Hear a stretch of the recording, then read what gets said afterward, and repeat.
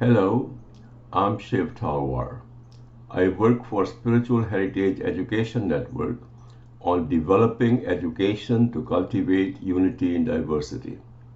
The purpose of this presentation is to consider practical and systematic ways of raising human consciousness above mere survival. Humans are the only species with an inbuilt ability of doing so, but we are largely unaware of this ability. Our natural instincts keep our consciousness so enslaved in furthering themselves that we fail to seek its release from them. All beings are born to survive. When we are born, our consciousness is limited to survival. Our consciousness is compared with a serpent coiled up at the survival level, rarely raising its head above it. Survival is its lowest level of existence.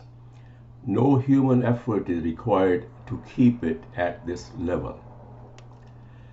As we grow in age, life presents us with challenges requiring us to raise our consciousness. Our parents admit us to school for learning, which generally is the first such challenge.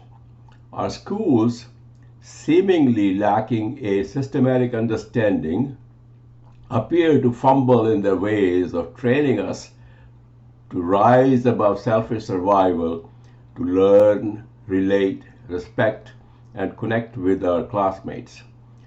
Consciousness limited to survival, being selfish, is also divisive. It is not conducive to the feelings of unity in diversity. For that purpose, it must be systematically raised from its lowest level of survival to its highest potential of spiritual wisdom to see unity in diversity. The graphics in this slide are used for animated demonstrations of the effort needed to raise our consciousness. The person sitting with an erect back in the middle of the slide shows 7 centers of white light along the spine.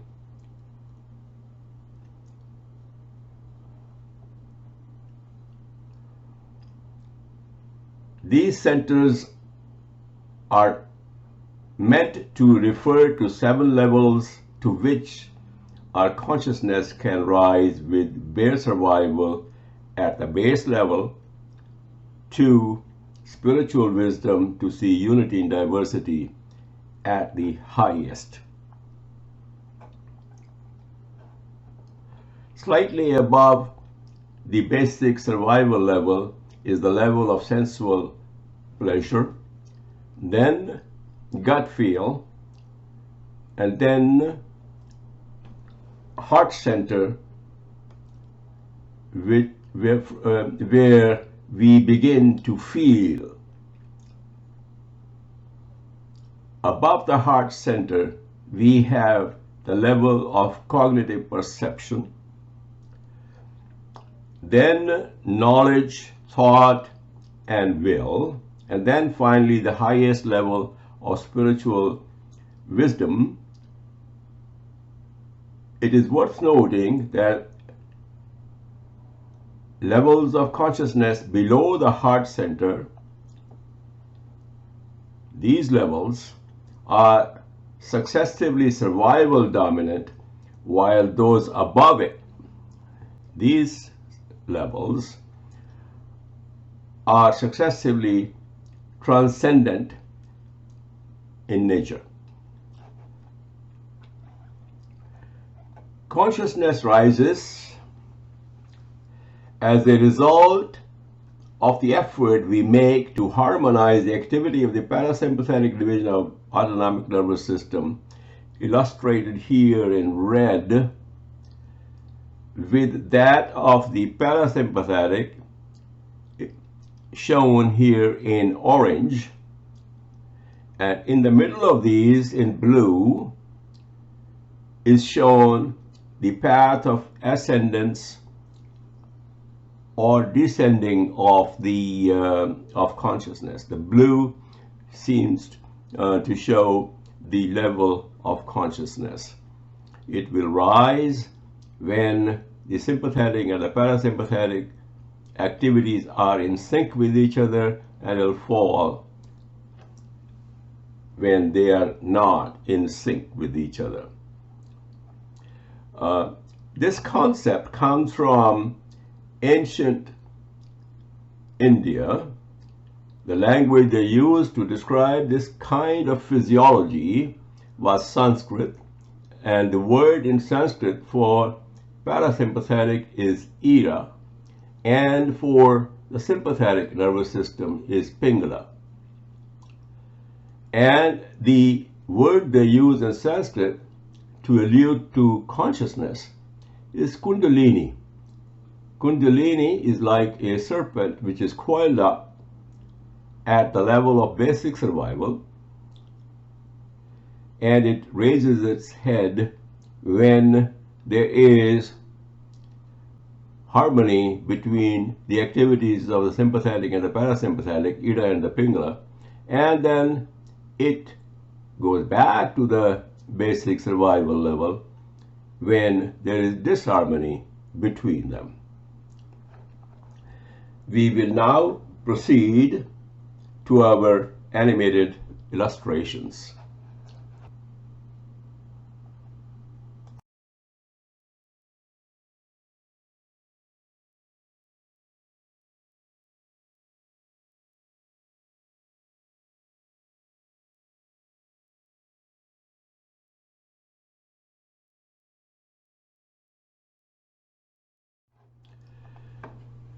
The level of consciousness corresponds with the level of our seeing eye.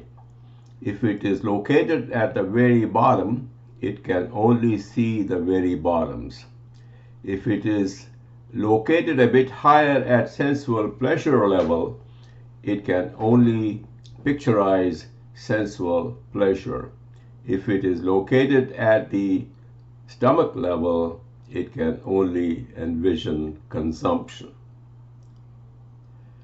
3 levels of consciousness below the heart center are related primarily with physical desire. 3 levels above the heart center are related primarily with the desire to feel, sense, cognize, know, understand, evaluate, relate, love, and belong. The gravitational force of the physical is such that it pulls the seeing eye downwards if you do not continue to make the effort to keep it up.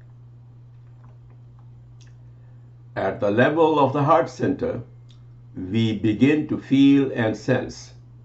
Then we get on the way to cognize, know, understand, evaluate, weigh the options, and decide. We start seeing the universe through the eye of our intellect and values. As we grow further, we begin to see that our intellect is limited by our senses and subjectivity. It can only take us to the truth relative to us. We develop a desire to know the universe as it is, not as we may think it is. We want to know the objective truth of existence. How do we see the objective truth, the absolute beyond the relative? We need to raise our seeing eye into the space of deep contemplation at the very top above our intellect. On doing that, we personally experience the objective truth of the absolute unity underlying diversity. It is the objective truth because it is open to be seen by all those who make the effort to probe and explore. We can all authenticate it for ourselves. see how human effort resulting in coherence and harmony between the activities of the sympathetic and the parasympathetic divisions of the autonomic nervous system raises our consciousness, transcending natural instincts of survival.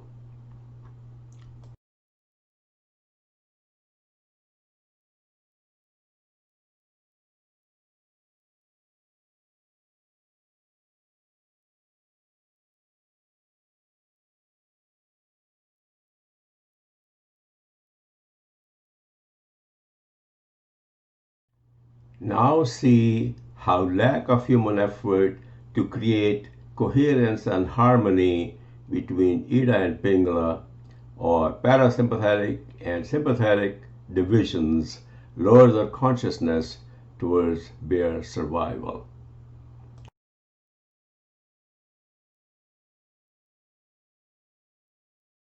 Once again, human effort resulting in coherence and harmony between the activities of the sympathetic and the parasympathetic divisions of the autonomic nervous system raises our consciousness towards spiritual wisdom of unity in diversity.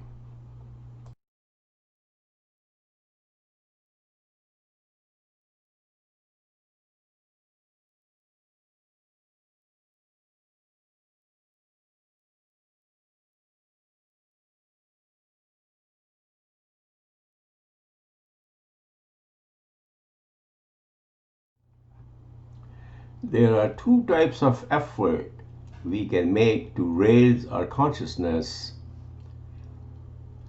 One is primarily psychological and the other physiological. The psychological consists of increasing mental focus, while the physiological consists of conscious regulation of breath, which ordinarily runs unconsciously 24/7 without any effort on our part. Our natural state is that of sympathetic activity dominating over the parasympathetic. In addition to keeping our consciousness at its lowest level of bare survival, our sympathetic dominance leads to physical and mental disorders. Our natural instincts work unconsciously in keeping our physical and mental machinery running too fast to do their bidding of immediate satisfaction. We need to make an effort, a conscious effort, of inserting consciousness in their operation to decrease the dominance of the sympathetic over the parasympathetic.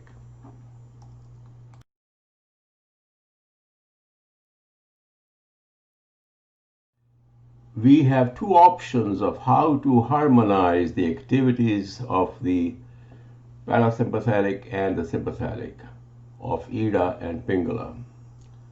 Number one, we can consciously slow our breath and or develop one-pointed focus of attention to reduce the activity of the sympathetic division to harmonize with the parasympathetic. Or number two, consciously upregulate the frequency of breath to increase the activity of this parasympathetic to harmonize and cohere with that of the sympathetic. Ideally, we should be able to choose between the two at will. The former leads to amazing minds, while the latter to amazing bodies. Here we see three persons of recent past with amazing minds. On the left is the physicist Albert Einstein, who gave us the principle of energy-mass equivalence. According to this principle, invisible and indefinable energy underlies the visible material universe. The person in the middle is an amazing mathematical mind. His name is Srinivasa Ramanujan. you want to know how amazing was his mind in mathematics, you just read the book entitled The Man Who Knew Infinity or watch a movie of the same name.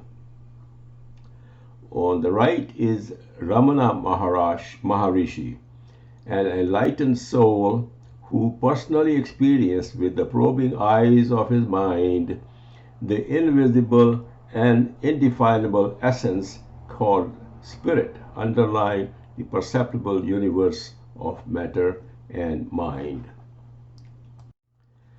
Here is an example of an amazing body. His name is Wim Hof, popularly known as the Iceman. He holds the record of a barefoot half marathon on ice and snow. He attributes these feats to a combination of frequent cold exposure, breathing techniques, and meditation. Here is another example of an amazing body. Stig Severinson is a free diver. He has the ability to hold his breath for 22 minutes underwater.